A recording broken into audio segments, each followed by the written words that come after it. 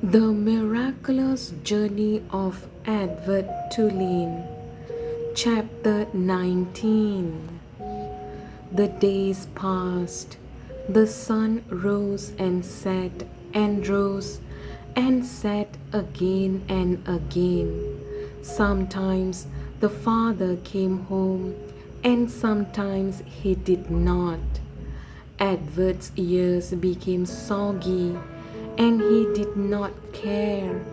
His sweater had almost completely unraveled, and it didn't bother him. He was hugged half to death, and it felt good.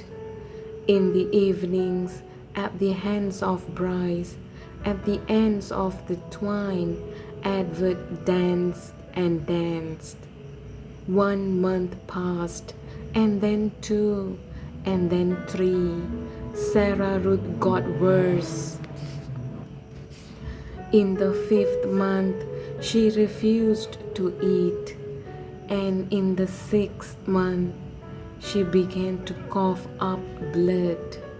Her breathing became ragged and uncertain, as if she was trying to remember in between breaths what to do, what breathing was.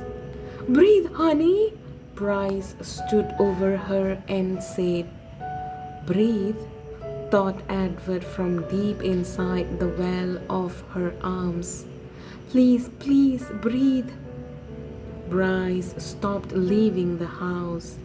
He sat at home all day and held Sarah Ruth in his lap and rocked her back and forth and sang to her.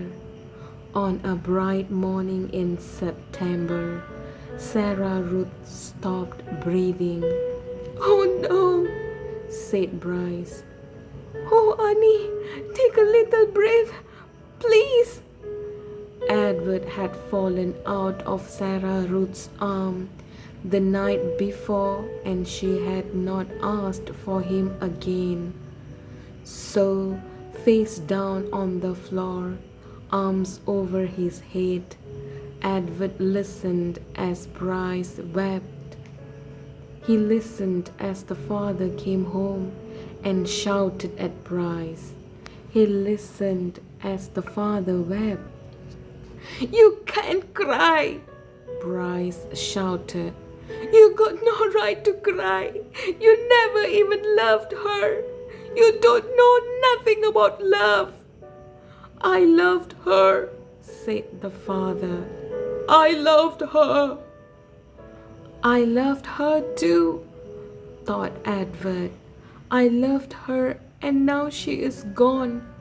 How could this be?" he wondered. How could he bear to live in a world without Sarah Ruth? The yelling between the father and son continued.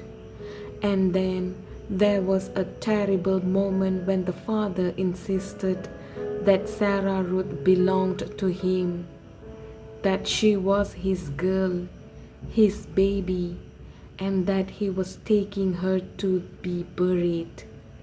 "She ain't yours!" Bryce screamed. "You can't take her! She ain't yours!" But the father was bigger and stronger, and he prevailed. He wrapped Sarah Ruth in a blanket and carried her away. The small house became very quiet. Edward could hear Bryce moving around, muttering to himself.